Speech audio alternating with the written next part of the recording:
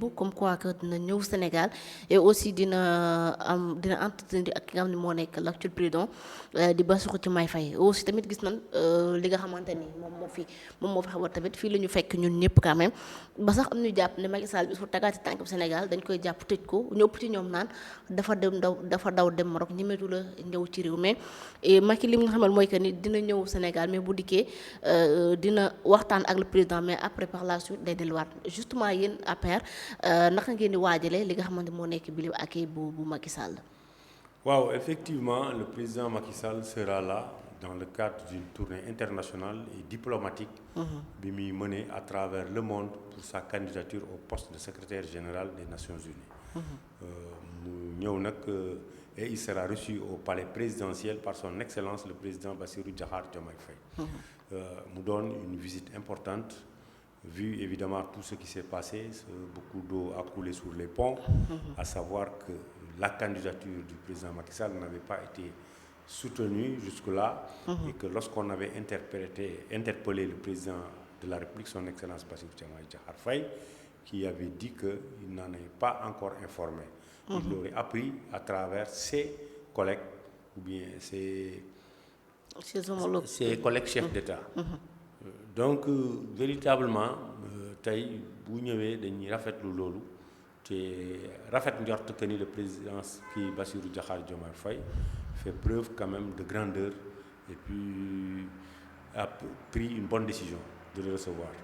Parce que c'est un compatriote d'abord et que li muy wut am na solo bu nga xamante ni non seulement pour le Sénégal mais pour l'Afrique au point que qu'il le reçoive ça honore le Sénégal.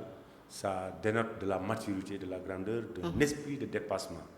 Et je suis convaincu que le président Macky Sall aussi mesurait toute la portée de sa venue ici au Sénégal. Parce que dañ koy wax bay sa weewu tànk. Quoi qu'il en soit, demain qu'il soit le secrétaire général des Nations Unies, et nous le lui souhaitons vivement, c'est notre vœu le plus ardent, le plus cher. Bu ci Sénégal jàppul day soofe. Parce que c'est un patriote. Un patriote parce que lorsqu'il a voulu postuler, il en a fait part d'abord au président par courrier. Et nous avons appris qu'il a adressé une lettre au président Bassirou Diakhar Diomaye Faye, bien qu'il ait dit que gisuñu ko. Mais tout ça, c'est derrière nous. Le plus important pour nous, c'est l'acte qu'il a posé, c'est-à-dire de le recevoir. Et nous sommes convaincus qu'il va accorder le soutien du Sénégal à travers ce soutien. Alors, mais soutien boobu justement lan la ci président Diomaye mën a gagner justement ci dalal gi mu nar a dalal président Macky Sall. Bon, il gagne véritablement en termes de grandeur d'esprit, de dépassement. Le Sénégal sera vu sous l'angle d'un pays aussi démocratique, un pays qui a toujours incarné une transition boo xamante ne l'adversaire qui gagne, celui qui l'a gagné, son prédécesseur, le félicite. Loolu la ñu xamee ci Sénégal, c'est inédit, c'est un pays où on fait des élections le dimanche, le lundi, tout le monde s'en va travailler, et puis le dimanche soir, celui qui a perdu appelle celui qui a gagné et le félicite et l'encourage. Donc tey bu ko recevoir c'est cela qu'il va continuer, c'est la continuité. Il va montrer que lui c'est le chef de l'État. Lui c'est un homme de dépassement, c'est un homme d'une grandeur qui fait qu'il n'a pas de rancœur. Il n'est pas là pour stigmatiser ses prédécesseurs ou bien pour véritablement les jeter à la vindicte populaire. Loolu c'est un grand homme. Moi, désormais je considère que c'est un grand homme parce que c'est un grand acte qu'il pose au vu de tout ce qui s'est passé. Le régime n'a pas été aussi violent que celui-là. Le président Macky Sall remplacé le président Abdoulaye Wade. On n'a pas autant médit, on n'a pas autant dit de mal sur lui. On n'a pas autant diabolisé le PDS. Et le président Abdoulaye Wade a remplacé son successeur, son prédécesseur, le président Abdou Diouf. Ils n'ont pas diabolisé le PS à ce point. Mais ce régime que nous avons connu a été violent gratuitement, ciblé comme il finit connu. c'est des voyous, c'est des bandits, c'est des voleurs, c'est des koulounas comme ils le disent. Ça n'a jamais existé. Ça n'a jamais existé. Donc, si au vu de tout ça, le président Niaou, recevoir le président Macky Sall, il donnera l'image d'un rassembleur d'abord. Mais est-ce que sa séparation avec Sonko a un impact justement, n'est-ce le profiter à Macky Sall? Bon, vous savez, certains pastéfiens, je ne dis pas que vous êtes pastéfiens, aiment à le dire, que oui, si le président Macky Sall ose venir, c'est parce que Sonko n'est plus Premier ministre. C'est dans leur esprit, c'est de la provocation, ça ne se justifie pas. C'est le contexte qui détermine sa venue ici. Que lorsqu'il adressait une lettre, le président Soko, le président de l'Assemblée nationale, l'usurpateur d'ailleurs, qui aujourd'hui il est à l'Assemblée, on ne sait par quel subterfuge, il est député ou président de l'Assemblée, était Premier ministre lorsque le président Macky Sall a adressé sa lettre. Et c'est lui qui avait été envoyé au niveau d'une rencontre de la CEDEAO, ou rencontre à laquelle il a dit qu'il a été mandaté sans pour autant qu'on lui définisse sa feuille de route allant de la candidature du président Macky Sall qui avait été discutée de là-bas. Mais tout cela, je le dis encore, c'est derrière nous, ce qui est évident. Même s'il était Premier ministre, cela n'aurait pas empêché le président Macky Sall de fouler le territoire sénégalais pour soumettre sa candidature au président Bassirou Diomaye Diakhar Faye, discuter avec lui, pas là le soumettre, parce que ce n'est pas au président Bassirou Diomaye Diakhar Faye d'en décider, mais de lui accorder le soutien du Sénégal. Le président Macky Sall est courageux, n'a rien à se reprocher, il n'est pas poursuivi par la justice, il n'a aucun dossier à traîner qui ferait qu'il rechigne à venir au Sénégal ou avoir peur. Ça, on vous le dit, c'est ça la vérité, c'est ça notre intime conviction. Il n'a aucune reproche à se faire, il n'a rien à craindre. Il serait venu ici au Sénégal, même si le président du PASTEF était Premier ministre. Cela, nous en sommes extrêmement convaincus parce qu'il a adressé la lettre au moment où ce dernier était Premier ministre. D'accord. Alors, monsieur, c'est une dernière question. Doa, président Macky Sall en même temps, président Diomaye Moufone et Karim Wade, peut-on attendre justement une éventuelle coalition pour Nyatnyoni? Nous n'en sommes pas là encore. Ce ne sont pas des visites qui étaient des visites politiques ou bien des visites privées ou allant dans ce sens. Il y avait une présentation de condoléances au niveau de la famille dynastie qui règne au niveau du Qatar. Et je pense que ça a fait que cette rencontre, il y a eu une coïncidence, c'est une coïncidence, parce que nullement nous avions été informés qu'ils allaient se rencontrer là-bas, ou je ne sais pas de quoi il s'agit. J'ai d'ailleurs vu un des articles de vos confrères parlant du triangle du Bermude au niveau du Qatar, et je pense que c'est une visite par pure coïncidence. Ah oui, coïncidence que c'est là. Coïncidence que c'est là, Moudar Loukara. Coïncidence que c'est là, Moudar Loukara. Compte dans c'est une coïncidence. Ils ne sont pas dans ça. Je pense qu'ils sont dans d'autres préoccupations plus que cela. C'est des compatriotes qui se sont rencontrés en terre étrangère par une pure coïncidence parce que l'objectif, on le sait, c'est une visite de condoléances pour le président Macky Sall. Et j'imagine bien que aussi pour le président Bassirou Diomaye Faye, il s'agissait aussi de cela. Mais pour ce qui lie M. Karim Wade au Qatar, tout le monde le sait.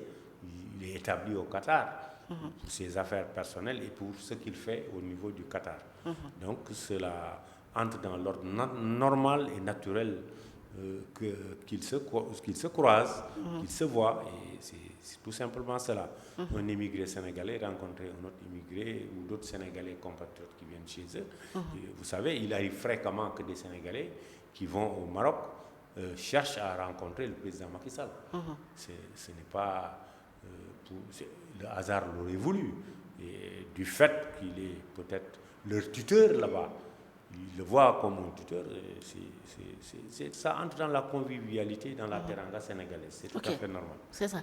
Merci beaucoup. Alors, ci biir rencontre bi Macky Sall war a ñëw au Sénégal am nañu tuddee seen bopp collectif des ex-détenus politiques de Macky Sall ñeneen ñi aussi waa Y'en a marre mais surtout ñi nga xam ne moo nekk le collectif des ex-détenus politiques ñoom nee nañu dañuy rassembler wu pour def li nga xamante ni moo nekk benn manifestation ngir ñaawlu li nga xam ne moo nekk ñëw Macky Sall ndax jàpp nañ lépp li fi xewoon moom Macky moom mooy njëkk mooy njàkk ci les décès les blessés ak li nga xam ne moo fi yàqu ci réew mi beneen bi des muy itam ñi nga xam ne moom moo nekk waa Horizon Sans Frontières ak te Boubacar Seye jiite leen ak ñi nga xamante moo nekk Y'en a marre ñoom tamit dañoo jàpp ni président Diomaye bu dalalee Macky Sall loolu aw saaga la ci ñi nga xam ne moo nekk njabootu victime alors que yooyu collectif yëpp dajaloo ngir gàntal li nga xamante ni si moom moo nar a justement naka nga ko jàngate.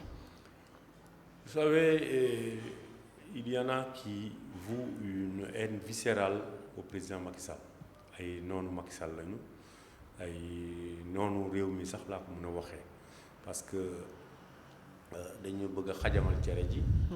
te dañuy teg ay arguments yoo xamante ni weesu nañu foofu mën naa jàpp ni te aussi gis naa ni tey loolu lay mën a di nekk au sein du PASTEF les patriotes à chaque fois que ñu ñàkk argument ou bien à chaque fois que ñu nekk ci position de faiblesse ñu amuñu benn justificatif il tire vers le sentiment il utilise comme fonds de commerce évidemment ces morts, paix à leur âme, pour susciter l'indignation, pour susciter véritablement la compassion.